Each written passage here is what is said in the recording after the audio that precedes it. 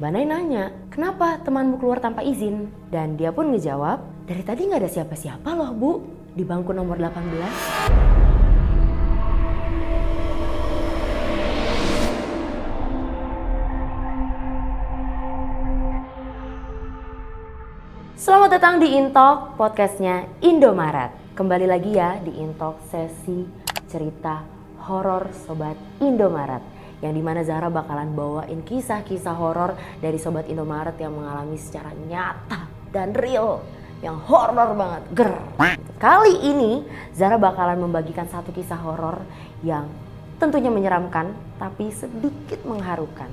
Gimana ceritanya? Karena sebentar lagi ceritanya akan dimulai. Matikan lampunya sekarang. Cerita horor kali ini datang dari seorang pengawas ujian di salah satu kampus swasta terkenal di Jakarta Barat. Pengawas ujian ini kita sebut saja namanya Mbak Nay. Jadi pekerjaannya Mbak Nay ini bisa dibilang cukup sederhana, yaitu cuma mengawasi ujian aja di saat UTS ataupun UAS. Dan seperti yang Mbak Nay tahu dan kita pun tahu, seharusnya banyak banget di beberapa sekolah mahasiswa yang mencoba curang saat ujian. Ngaku, kamu juga pasti pernah curang. Aku juga. Kenyataan yang kita tahu dan di cerita Mbak Nay ini juga, Mbak Nay ini udah menganggap sebuah kecurangan saat ujian tuh udah jadi hal yang lumrah ya. Karena yang kita tahu di kampus ini, di kampus swasta terkenal ini, biaya kuliahnya itu gak main-main ya. Jadi banyaklah mahasiswa yang tertekan dan melakukan segala hal cara untuk lolos ujian. Ya, sebagai pengawas ujian, Mbak Nay ini seringlah ngelihat mahasiswa ini berusaha mengakali ujiannya, dari mulai yang cara-cara kecil sampai cara-cara canggih yang sampai bikin Mbak Nay ini jengkel. Tapi Mbak Nay ini juga paham gitu atas tertekannya mahasiswa-mahasiswi yang ada di kampus tersebut. Mbak Nay ini udah bekerja jadi pengawas ujian ini udah kurang lebih 10 tahun. Dan di 10 tahun pertama semuanya berjalan dengan lancar, sampai-sampai muncullah satu kejadian yang gak pernah Mbak Nay terbayangkan sebelumnya. Dan bahkan sampai saat ini Mbak Nay gak bisa lupa sama kejadian. Jadi kejadiannya ini terjadi di tahun 2016 yang lalu. Dan seperti biasa Mbak Nay ini menjalankan tugasnya sebagai pengawas ujian lah ya. Dan saat itu pukul 10 pagi awalnya semua berjalan seperti biasa aja. Sampai-sampai murid-murid mahasiswa udah pada masuk secara bergantian. Dan tiba-tiba Mbak Nay ini melihat seorang mahasiswa dengan wajahnya yang pucat masuk ke kelas tersebut. Dan mahasiswa yang mukanya pucat ini, dia sambil membawa ranselnya, dia duduk di kursi nomor 18. Karena mungkin penampilan mahasiswa tersebut biasa aja, tapi yang aneh tuh cuman wajahnya aja pucat gitu ya. Jadi mana itu nggak terlalu memperhatikannya gitu ya. Jadi kayak ya udah mahasiswa biasa aja awalnya. Tapi 5 menit setelah ujian, mahasiswa tersebut tiba-tiba keluar dari kelasnya. Keluar begitu aja tanpa izin, tanpa bilang sesuatu apapun itu. Dan Mbak Nay itu bingung, tapi Mbak Nay ini ngira mahasiswa ini tuh keluar karena pusing karena soal ujiannya, atau memang dia mau ke toilet aja, buang air kecil, atau mungkin ya apapun itulah. Dari sinilah cerita Mbak Nay ini makin aneh. Mbak Nay pun merasa makin aneh, tapi Mbak Nay tuh sambil ngelanjutin kerjanya dia. Pas Mbak Nay ini lagi ngecek absen di komputer, ternyata mahasiswa yang tiba-tiba pergi, mahasiswa yang mukanya pucat banget tadi itu gak terdaftar di administrasi ujian.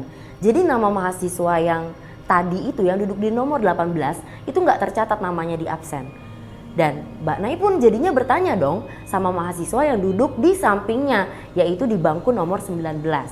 Mbak Nay nanya, kenapa temanmu keluar tanpa izin?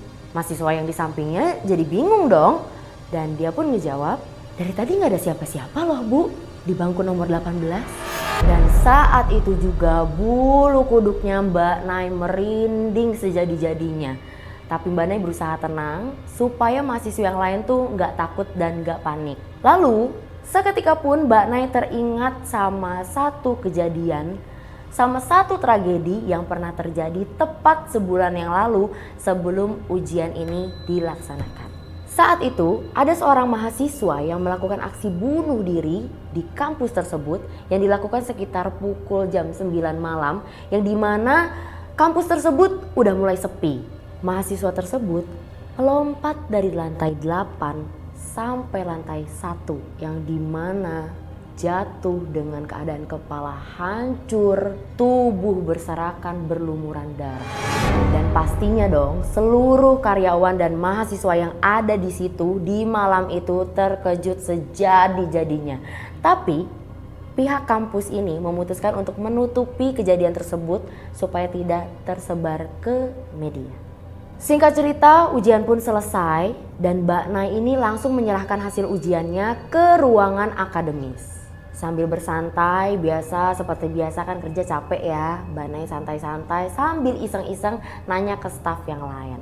Mbak, mahasiswa yang bunuh diri itu namanya inisial H ya? Semua staf yang ngedengar pertanyaan dari Mbak Nay itu langsung spontan diam. Lalu ada yang menjawab, memangnya kenapa ya Mbak Nay? Mbak Nay langsung menjawab dengan tenang, oh anak itu tadi masuk ke kelas saya.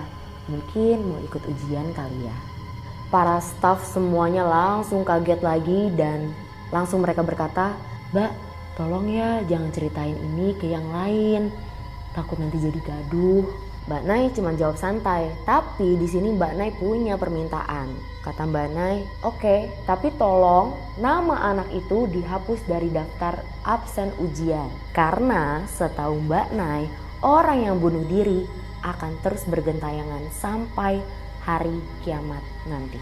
Dan setelah kejadian itu, setelah nama mahasiswa itu dihapus dari daftar ujian, arwah mahasiswa tersebut tidak pernah kembali lagi ke kelas tersebut. Tapi entah dengan kelas yang lain ya. Setelah mendengarkan cerita ini yang aku bilang horor tapi ada mengharukannya juga, kita tuh sering lihat ya, banyak banget mahasiswa tuh yang berjuang, yang berkorban demi masa depannya mereka. Tapi masalah yang mereka pikul ini terlalu berat sampai akhirnya mereka memutuskan untuk mengakhiri hidupnya. Kisah ini juga menjadi pengingat ya untuk kita semua. Mari kita lebih peka terhadap lingkungan, terhadap teman-teman kita, sahabat-sahabat kita, dan mendukung mereka semua yang mungkin sedang berjuang dengan masalah yang tidak ada ujungnya. Jangan lupa untuk like, subscribe, dan jangan lupa juga komen. Kalau misalnya kalian punya cerita-cerita horor lainnya yang pernah kalian alamin atau punya hal serupa, boleh di komen juga. Jangan lupa juga untuk komen gimana pendapat kalian untuk kisah horor Sobat Indomaret yang satu ini. Sampai jumpa di cerita horor Sobat Indomaret selanjutnya.